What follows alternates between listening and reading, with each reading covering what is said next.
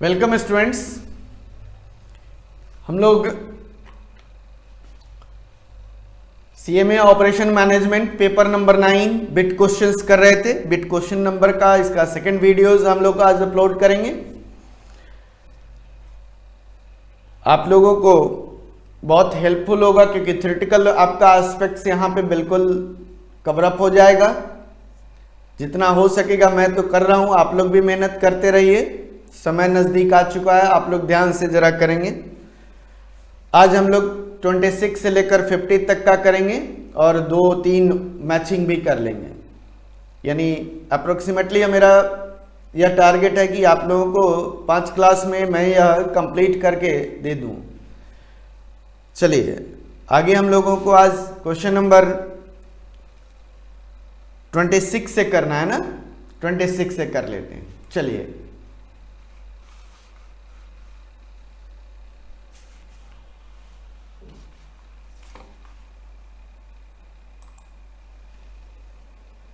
Question number 26।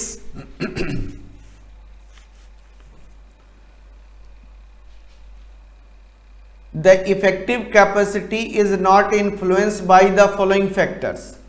ध्यान देना, अगर मैं कैपेसिटी की बात करूं तो कैपेसिटी का फैक्टर कौन कौन से इफेक्ट करेगा। फोरकास्ट डिमांड, अगर मार्केट में डिमांड है तो मुझे अपनी कैपेसिटी पे चेक करना पड़ेगा कि नहीं करना पड़ेगा। तो अगर मेरा कहा जाए कि फोरकास्टिंग ऑफ डिमांड से इफेक्ट नहीं होगा, यह गलत है। इफेक्ट होगा। कैसे इफेक्ट होगा?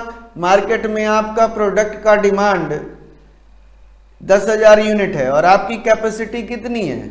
7,000 है। आप डिमांड फुलफिल नहीं करोगे तो इफेक्ट कर रहा है ना।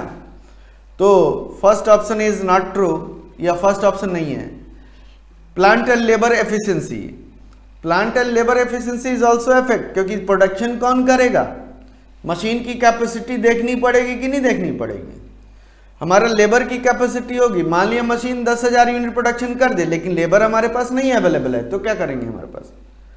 या हमारे पास लेबर अवेलेबल है और मशीन की कैपेसिटी नहीं उतनी, तो हमारा तो इफेक्ट होगा कि नहीं होगा? होगा। सब कॉन्ट्रैक्टिंग, सब कॉन्ट्रैक्टिंग की अगर बात करें तो सब कॉन्ट्रैक्टिंग में क्या करेंगे हम लोग? वो भी हमारा इफेक्ट होगा। तो इसका ऑप्शन डी होगा, इसका ऑप्शन डी होगा, none of the above. Question number 27। Key aspects in the process strategy does not include which of the following. क्या कहता है? Key aspects in the process strategy. आप प्रोसेस करोगे, बनाओगे, कोई भी गुड्स का प्रोसेस करना है तो मुझे सोचना पड़ेगा ना कि मेक और बाय डिसीजन करें। ये भी ध्यान रखना पड़ेगा। Capital intensity, obviously capital intensity की भी बात करना पड़ेगा। अगर हम प्रोसेस स्ट्रेटजी की बात करें तो कैपिटल इंटेंसिटी भी देखेंगे कि लेबर और मशीन्स की कितनी कितनी इन्वेस्टमेंट करनी है। प्रोसेस फ्लेक्सिबिलिटी, हमने क्या कहा? एजाइल मैन्युफैक्चरिंग में क्या था? प्रोसेस की फ्लेक्सिबिलिटी होनी चाहिए कि नहीं होनी चाहिए? तो यहाँ पे प्रोसेस फ्लेक्सिबिलिटी भी our strategy. Packaging, packaging is not our the strategy, process strategy नहीं है। इसका ऑप्शन डी होगा।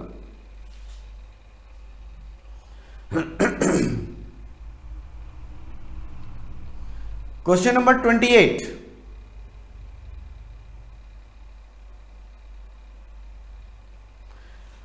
The example of worker involvement as the recent trend in the production and operation management।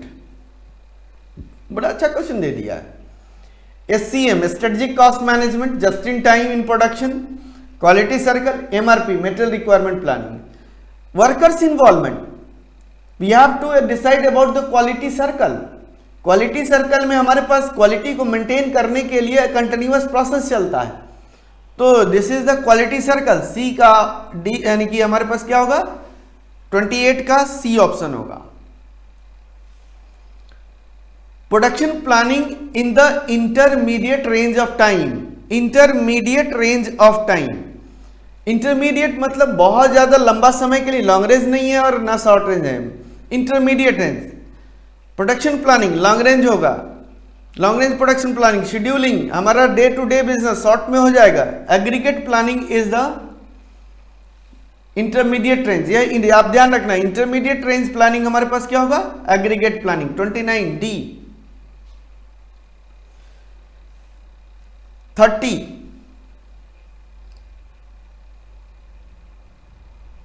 Preventive maintenance is useful in reducing, ध्यान देना, preventive maintenance, inspection cost, cost of pre mature replacement, shutdown cost, setup cost of machine. Preventive maintenance क्या करता है, कि कौन सी cost को reduce करता है। आप प्रिवेंटिव मेंटेनेंस में रेगुलर मेंटेनेंस कराओगे, आपने प्रिवेंटिव पॉलिसी अडॉप्ट किया कि हम पर्टिकुलर टाइम इंटरवल पे मैं मेंटेनेंस कराऊंगा, तो प्रिवेंटिव मेंटेनेंस कराने से मुझे फायदा क्या होगा, प्रिवेंटिव मेंटेनेंस कॉस्ट तो बढ़ेगा। लेकिन एक तरफ अगर हमारे पास प्रिवेंटिव मेंटेनेंस कॉस्ट बढ़ता है तो उसके रिस्पेक्टिवली हमारे पास जो मशीन की अवेलेबिलिटी टाइम क्या हो जाता है, बढ़ जाता है। अगर आप मेंटेनेंस कराओगे तो ब्रेकडाउन कम होगा, ब्रेकडाउन कम होने के कारण हमारा मशीन अवेलेबिलिटी ज्यादा हो जाता है। अगर मशीन की अवेलेबिलिटी है तो हमारा प्रोडक्टिविटी को इंप्रूव कर सकते हैं। इसका मतलब हमारे पास शटडाउन कॉस्ट यानी बंद होने की जो कॉस्ट होगी, शटडाउन कॉस्ट हमारे पास रिड्यूस हो जाता है, reducing the shutdown cost, C option.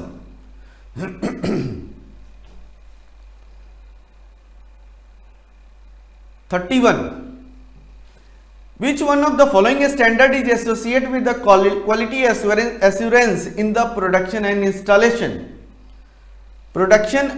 installation। ISO 9002 हमारे पास यही आपको याद रख लेना है। प्रोडक्शन एंड इंस्टॉलेशन में जो क्वालिटी का इंटरनेशनल स्टैंडर्ड ऑर्गेनाइजेशन ने दिया गया है तो क्या है, 9002 है, ISO 9002।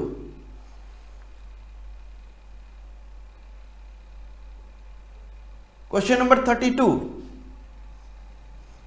क्वेश्चन नंबर 32 क्या कहता है, नंबर ऑफ प्रोडक्ट वेराइटीज, ध्यान देना, number of product varieties that can be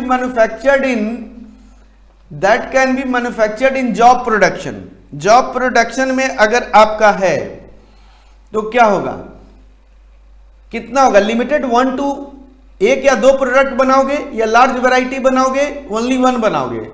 job production, job wise एक मशीन या 2 मशीन पर डिफरेंट टाइप्स ऑफ जॉब हम करते हैं, तो डिफरेंट टाइप्स ऑफ जॉब्स है तो हमारे पास क्या हो जाएगा, लार्ज वैरायटी ऑफ प्रोडक्ट आप बनाओगे, यानी हमारे पास इसका बी ऑप्शन होगा। Question number 33, in a general the product variety that can be manufactured in flow production. Flow production में यानी फ्लो ऑफ प्रोसेस, मतलब एक ही प्रोडक्ट में सिंगल प्रोडक्ट बनाई जाएगी, ओनली 1। अगर हमारे पास फ्लो प्रोडक्शन है तो हमारे पास एक प्रोडक्ट बनेगा, ओनली 1। जैसे शुगर से हम चीनी से क्या बनाते हैं, सॉरी शुगर केन से शुगर फॉर्म मैन्युफैक्चरिंग करते हैं, क्या है हमारा वो, that is a flow production. Electricity generation करते हैं, that is also the flow production, only 1 हमारे पास होगा।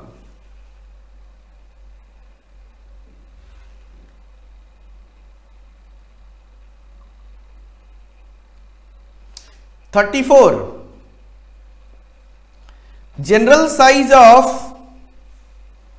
Order production in job production. Job production, जो एक मशीन पे डिफरेंट जॉब्स हैं, तो डिफरेंट जॉब्स अगर हम बना रहे हैं, वैरायटी ज्यादा है, वैरायटी ज्यादा होता है तो वॉल्यूम कम हो जाता है, यानी हमारे पास वॉल्यूम यानी साइज ऑफ ऑर्डर क्या होगा, स्मॉल होगा, लार्ज नहीं होगा, यानी 34 का ए ऑप्शन होगा। Size of order should be not large और medium, that will be the small.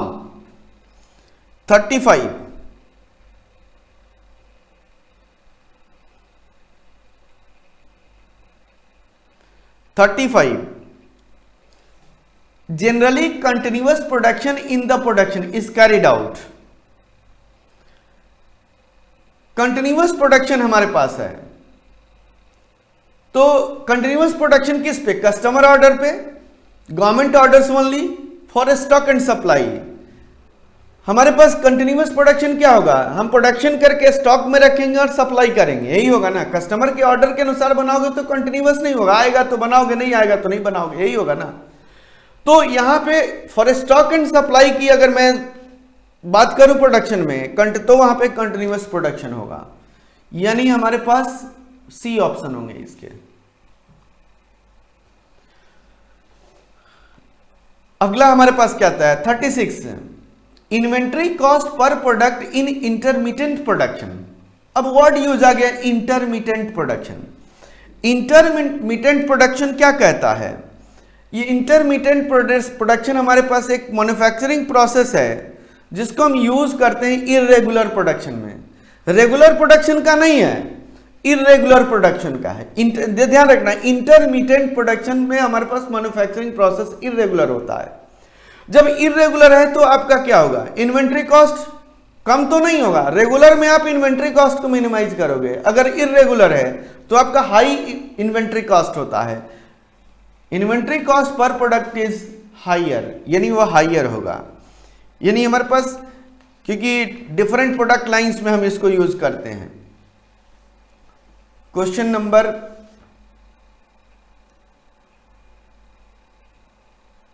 37,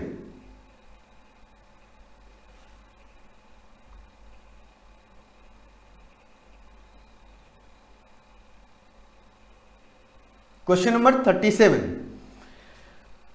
the starting point of product cycle. The starting point of production cycle. Production cycle का starting point क्या होगा? आप कोई भी product बनाओगे तो प्रोडक्ट बनाने से पहले क्या करना पड़ता है? स्टार्टिंग क्या होगा? डायरेक्ट प्रोडक्ट डिजाइन तो नहीं करोगे, आपको प्रोडक्शन साइकिल तैयार करना है, प्रोडक्ट बनाना है। तो सबसे पहले अगर आप बात करोगे कि अपनी प्रोडक्शन करनी है तो गुड्स के बारे में सोचोगे, तो मार्केट रिसर्च करना पड़ेगा आपको, यानी D option. The first is हमारे पास market research. Starting point market research से होता है। मार्केट रिसर्च करेंगे कि किस प्रोडक्ट की हमारे पास कितनी डिमांड है, किस टाइप का है, इसके कौन कौन से हमारे पास मैन्युफैक्चरर हैं, ये सारी रिसर्च करके आप फिर उसके बाद प्रोडक्ट साइकिल में आओगे, प्रोडक्शन साइकिल में एंटर करोगे आप। 38 number, preferred number are used. Determine the number of variety that can be manufactured.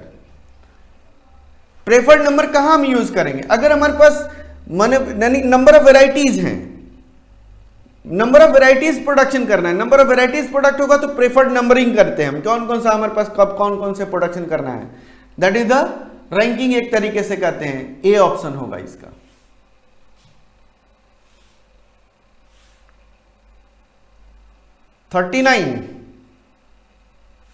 The act of assessing the future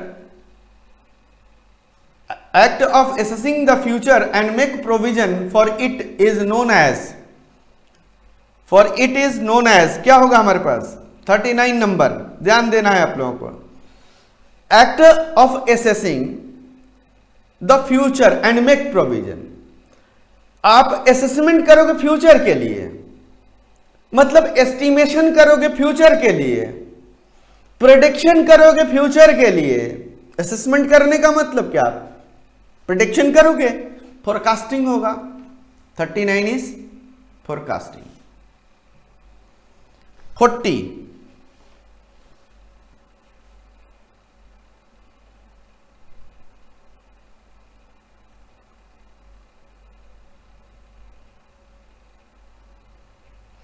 for making manager the sale forecast. Marketing manager क्या करते हैं? For marketing manager the sale forecast, estimate the amount of unit sale and specified future period. बिल्कुल। Arranging the salesman to different sale segment, distribute the goods through transport to satisfy the market demand, to plan the sale method. Simple सी बात है, अगर marketing manager है तो पहले cell forecast के लिए क्या करेगा? एस्टिमेट करेगा कि कितना हमारे पास यूनिट सेल करना है फ्यूचर पीरियड में, यानी ए ऑप्शन 40 का ए, 40 का ए। 41, the time horizon selected for forecasting depends on the sellability of the product, the selling capacity of salesman, purpose of the sale forecast made and time required for the production। कौन सा आएगा हमारे पास? देखो कि time origin for selected forecasting demand, कितने समय के लिए हमारे पास टाइम फ्रेम तैयार करना है, फोरकास्ट डिपेंड करेगा किस तरह का पर्पस, यानी कि what is the purpose of forecast is to be made, किस तरह का, लॉन्ग रेंज है या शॉर्ट रेंज है। पर्पस जब तक डिफाइन नहीं करेंगे तब तक हम क्या कर सकते हैं, टाइम हॉरिजन तैयार नहीं कर सकते हैं। तो यहां पे पर्पस डिफाइन करना पड़ेगा, purpose for which the forecast is made पे डिपेंड करता है, depends on the time horizon, depends on the purpose of the forecasting. Question number 42, question number 42, in general medium range of forecasting period, ध्यान ये सब question important पूछे जाते हैं। Medium range of forecasting 3 to 6 month के अंदर आता है, और शॉर्ट में हमारे पास सप्ताह में आता है, 1 से लेकर 5 सप्ताह 6 सप्ताह तक जाएगा, यानी 2 to 3 मंथ्स हमारे पास क्या आएगा, this is the medium range forecasting, 3 to 6, 42, 3 to 6। Long range planning लंबे समय के लिए एबव 5 ईयर्स, 5 और 5 ईयर्स से अधिक का जो प्लानिंग होगा वह अप्रोक्सीमेटली लॉन्ग रेंज प्लानिंग होता है।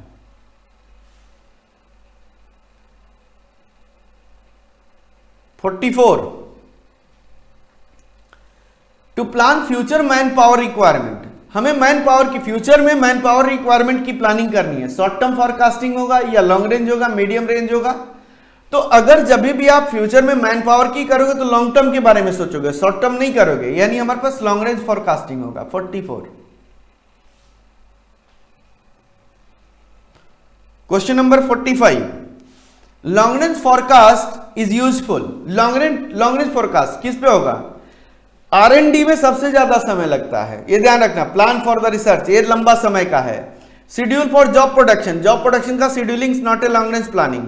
Purchase material is not a long range planning. Assess the man power required in the coming month, मतलब next month, it is not a long range planning. Research and development, R&D करना किसी भी प्रोडक्शन के लिए, that is the long range planning. 45 का ए होगा।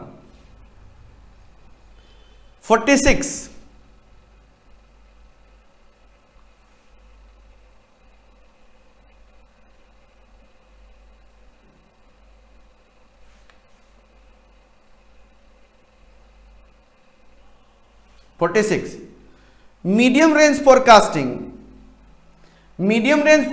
is useful.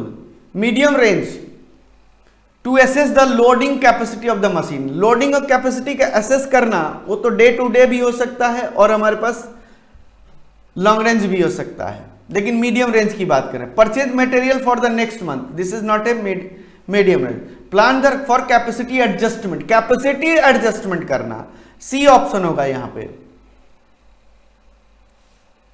Capacity adjustment करना मीडियम रेंज ऑफ फोरकास्टिंग होगा। 47,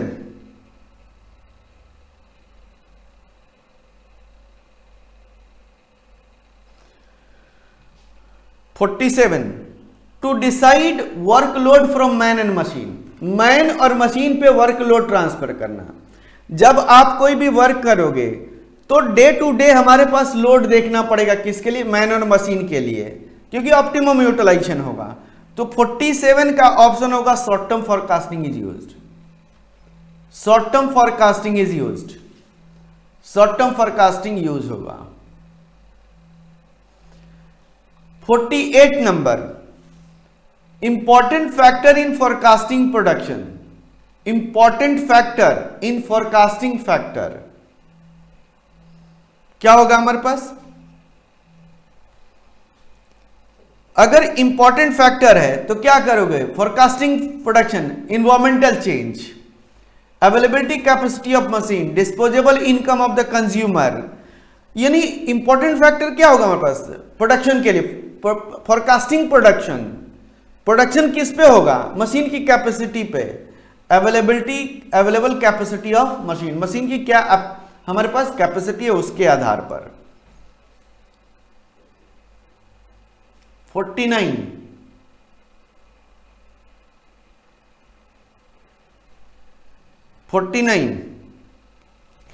एप्लीकेशन ऑफ टेक्नोलॉजी और process of the raw material to add use value known as. Technology apply करके रॉ मटेरियल में को conversion करें, add करके यूज वैल्यू, उसे क्या कहते हैं हम? प्रोडक्शन। यही तो कहोगे, conversion of input to output. Raw material में ऐड वैल्यू होगा और कन्वर्ट होगा, और आप टेक्नोलॉजी अप्लाई करते हो। मशीन जैसे आया हमारा, machine is use for the technology, application of technology, that is the production. 49 का बी ऑप्शन है। 50 production of disintegration the material undergoes.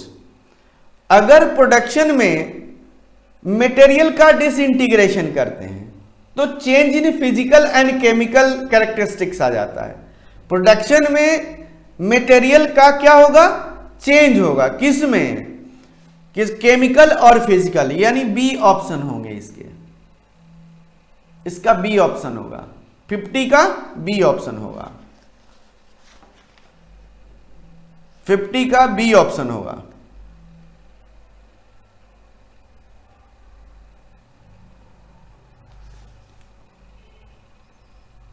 चलिए अब आते हैं मैचिंग पे। 50 क्वेश्चन यानी कि 26 से लेकर 50 तक कर लिया। चलिए अब मैचिंग पे हम लोग आ जाते हैं। मैचिंग का हम लोग कर लेते हैं। मैचिंग में भी 2-3 हमारे पास मैचिंग है, उसको हम लोग कर लेते हैं, मैचिंग को भी।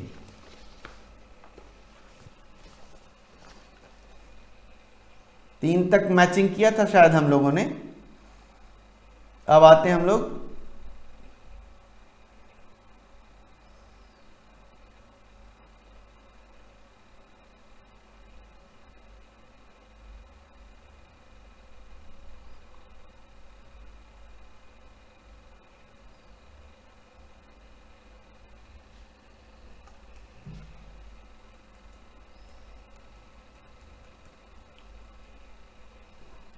चलिए मैचिंग 4। मैचिंग 4 से हम लोगों को करना है फिक्सचर। देखो फिक्सचर क्या होता है? फिक्सचर एक टूल्स होता है, अप्लायंसेस होता है, किसी भी चीज को अच्छे तरीके से होल्ड करे। तो जब हम कोई भी लेथ मशीन यूज करते हैं कटिंग या ड्रिलिंग के लिए, तो वह जिस ऑब्जेक्ट को उसको कट करना है, ड्रिल करना है, उसको सही तरीके से होल्ड करके उसको कट किया जाए और टूल्स अप्लाई किया जाए। तो फिक्सचर क्या है? फिक्सचर एक अप्लायंस है जिससे भी किसी भी प्रोडक्ट को, वर्क को होल्ड करता है अच्छे तरीके से। This is the fixture. देखो क्या है, चेक करो fixture. Appliance for holding the work, तो ए का ई होगा। प्रोसेस लेआउट, प्रोसेस लेआउट दूसरा हमारे पास है प्रोसेस लेआउट। अब कैसे कैसे प्रोसेसिंग होगी, यानी हमारे पास अगर कोई भी डिपार्टमेंट्स हैं उसमें कौन कौन से similar type of machine work करेंगे उसका प्रोसेस से देखा जाएगा। एक प्रोसेस से दूसरा प्रोसेस, दूसरे प्रोसेस से तीसरा प्रोसेस, तो ये प्रोसेस लेआउट होगा। तो क्या है प्रोसेस लेआउट में? देखोगे मशीन का हम क्या करते हैं, डिपार्टमेंट में कैसे कैसे ग्रुपिंग होगी, साथ काम करेंगे, वो होता है प्रोसेस लेआउट। एफ हमारे पास हो गया grouping together the similar machine in one department. This is the F, यानी सेकंड का एफ है। थर्ड है capital intensity. Capital intensity mix of equipment and labour which will be used in the firm. Capital intensity, देखो दो तरह का production system होता है, एक लेबर इंटेंसिटी और दूसरा कैपिटल इंटेंसिटी। मशीन ज्यादा होगा कैपिटल इंटेंसिटी होगा, लेबर मैनुअल वर्क ज्यादा होगा लेबर इंटेंसिटी होगा। तो लेकिन कैपिटल इंटेंसिटी में ऐसा नहीं है कि केवल मशीन ही होगा, तो मशीन और लेबर का हमारे पास यूज होगा, लेकिन मशीन ज्यादा होंगे, मिक्स होंगे यहां पे इक्विपमेंट्स और लेबर का, that is the capital intensity. इसके लिए डी ऑप्शन है। Fourth, operation management, conversion of input into output, यानी 4 का ए ऑप्शन है। क्रैशिंग, नेटवर्क एनालिसिस, क्रैशिंग हम यूज करते हैं कहां पे, नेटवर्क एनालिसिस में। लेस प्रोन टू ऑब्सोलेंस, 6 के लिए हमारे पास कितना हो जाएगा, general purpose of machine. Less prone to obsolescence, general purpose of machine का क्या होता है, एक तरीके से कह सकते हैं कि टूट फूट ऑब्सोलेंस बहुत कम होता है। This is the general purpose machine, less prone to obsolescence. तो ध्यान रखो, ए का हो गया हमारे 1 का ई, 2 का एफ, 3 का डी, 4 का ए, 5 का बी और 6 का सी। इसी तरीके से matching 5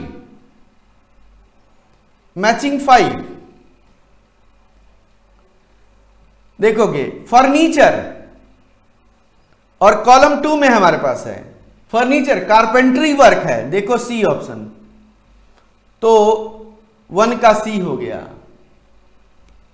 hydro electric, turbo alternator, जब वाटर फ्लो होता है तो टर्बो अल्टरनेटर पे आता है, वहां से इलेक्ट्रिसिटी जनरेशन होता है, तो 2 का डी है।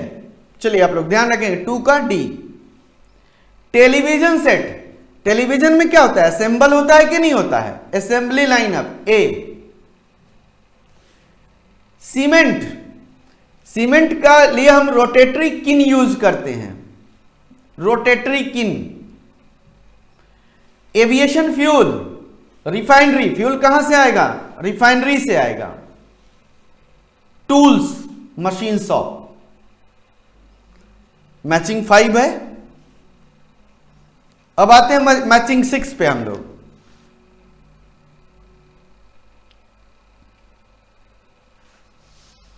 Matching 6,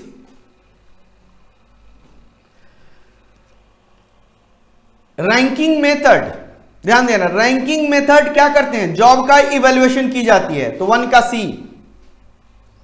motion economy method study, time motion study में हम लोगों ने पढ़ा था कि मोशन इकोनॉमी यानी इस तरह का हम वर्क का फ्लो बनाएंगे, मोशंस तैयार करेंगे जिससे कि मेरी कॉस्ट कम लगे, तो मेथड स्टडी करेंगे तो मोशन स्टडी होगा ही होगा, तो 2 का ए है। वर्क सैंपलिंग, 3rd का हमारे पास क्या है, वर्क सैंपलिंग, वर्क मेजरमेंट, जब भी वर्क मेजरमेंट की जाती है तो हम वर्क सैंपलिंग करते हैं। Normal curve is used for the statistical quality control, statistical quality control यानी ई हम यूज करेंगे, उसमें ई होगा इसका। 5, use of template, use of templates, कौन सा लेआउट कैसे कैसे होगा, मतलब हमारे पास प्लांट लेआउट, टेम्पलेट्स हम यूज करेंगे प्लांट लेआउट्स में। Crashing is network analysis. Replacement, replacement is done after maintenance work, replacement हमारे पास मेंटेनेंस वर्क में होता है। ब्रेनस्टॉर्मिंग, वैल्यू एनालिसिस हमने किया हुआ है इस पे, ब्रेनस्टॉर्मिंग का भी। Stock level is inventory control. तो ये आपका मैचिंग 3 मैचिंग हो गए। आज हम लोगों